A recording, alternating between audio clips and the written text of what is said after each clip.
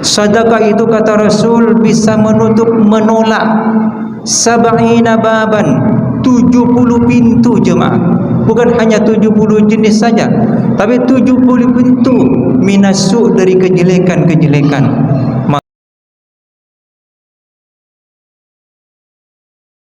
Assalamualaikum warahmatullahi wabarakatuh.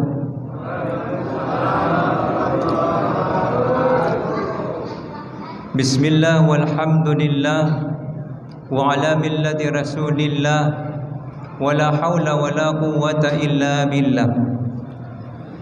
Asyhadu an la ilaha illallah wahdahu la syarika lah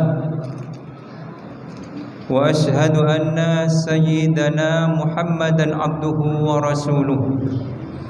Allahumma salli wa sallim wa barik ala habibina wa syafi'ina wa qurrati a'yunina sayyidina Muhammadin sallallahu alaihi wasallam wa ala alihi wa ashabihi wa man ala sabilihi ilallahi yasir wa sallim tasliman katsira. Hadratul muhtaramin yang sangat-sangat kami hormati dan kami muliakan, segenap tokoh agama, para pengurus masjid, Bapak Imam kita, dan juga Bapak Muadzin, segenap guru ngaji yang kami hormati dan kami muliakan, para tokoh masyarakat kita, Bapak RT, Bapak RW, dan juga para orang-orang sepuh kita yang ikut hadir pada malam hari ini, dan semua jamaah Bapak Ibu hadirin wal hadirat rahimakumullah. Puji syukur kehadirat Allah Subhanahu wa taala, di mana malam ini kita sama-sama diberikan kesempatan, keringanan dan keluangan waktu, sehingga kita sama-sama dapat hadir ke masjid ini untuk melaksanakan ibadah salat Isya berjamaah. InsyaAllah sebentar lagi kita lanjutkan dengan salat tarawih.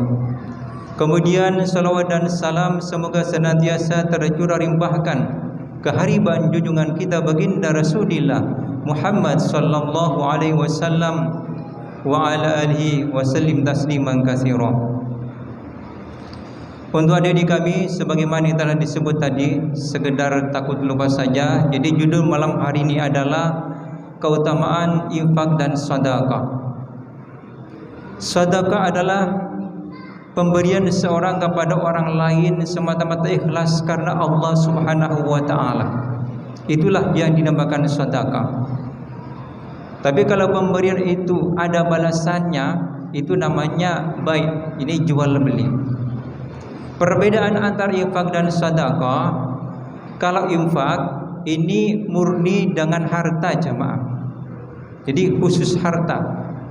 Tapi kalau namanya sedekah ini boleh pakai harta, boleh juga pakai tenaga kita, boleh juga pakai ilmu kita. Kita sedekah dengan ilmu kita. Bahkan dengan senyuman saja itu bisa berupa sedekah. Istri, ibu senyum kepada suami untuk membahagiakan hati suami yang sedang gundah gulana, ini sedekah dan besar pahalanya. Begitu juga seorang suami, bapak senyum kepada istri yang lagi capek bekerja, ini luar biasa bapak.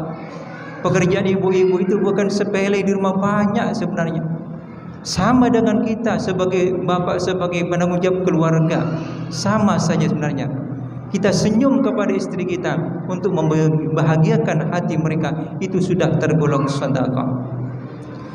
Lah hadirin jamaah yang dirahmati Allah Subhanahu wa taala, banyak sekali keutamaan-keutamaan sedekah yang akan diperoleh bagi orang yang melaksanakannya. Pertama, sedekah ini jamaah bisa saja sedekah yang kita keluarkan itu menjadi penutup ataupun penghalang kerusakan-kerusakan, keburukan-keburukan yang akan terjadi kepada kita. Dalam sebuah hadisnya baginda Rasulullah Muhammad sallallahu alaihi wasallam telah bersabda, kata Rasulullah, as-sadaqatu tadfa'u sab'ina baban minasu. Sedekah itu kata Rasul bisa menolak sab'ina baban, 70 pintu jemaah. Bukan hanya 70 jenis saja, tapi 70 pintu minasuk dari kejelekan-kejelekan. Makanya Pak, Bu, orang yang suka bersedekah Pak, yang ringan tangannya untuk bersedekah, membantu orang lain, maka insya Allah dia akan jauh daripada musibah-musibah. Di dalam hadis lain Rasulullah pernah bersabda, kata Rasulullah, Allahu fi aunil abdi ma dana abdu fi auni akhihi. Allah itu akan senantiasa menolong seorang hamba ketika hamba tersebut senantiasa menolong saudaranya. Artinya Bapak Ibu, kalau kita selalu menolong orang lain, baik itu dengan materi, dengan harta, ataupun dengan tenaga, ataupun dengan saran dan sebagainya, atau hal-hal lain yang membuat manfaat kepada orang lain, maka insya Allah kita akan senantiasa dalam pertolongan Allah Subhanahu wa Ta'ala. Hadirin jamaah yang dirahmati Allah Subhanahu wa Ta'ala. Kemudian faedah yang kedua Bapak Ibu daripada sedekah dan infak ini, yakni sebagai penghalang dinding kita dari api neraka jemaah. Dalam sebuah hadisnya Rasulullah pernah menyampaikan kepada Siti Aisyah radhiyallahu anha. Kata Rasulullah kepada Siti Aisyah, "Ya Aisyah, istatiri minan nar walau bisyikki tamratin."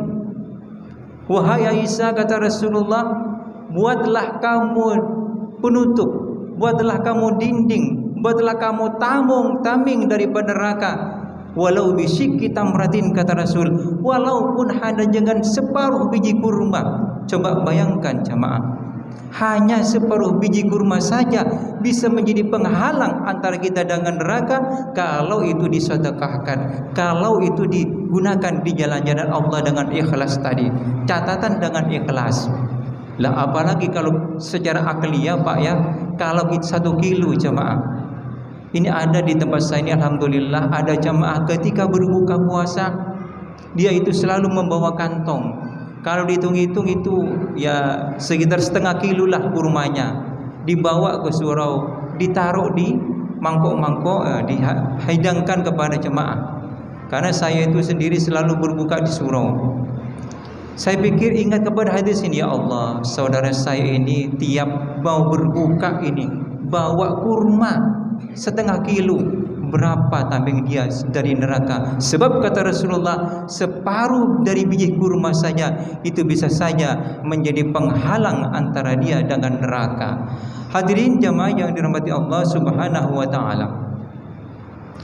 Dan kemudian faedah daripada sedekah yang lain adalah bahwasanya sedekah ini Pak bisa saja menjadi penghapus ya, menghilangkan ghadabur Rabb, kemurkaan Allah kepada kita.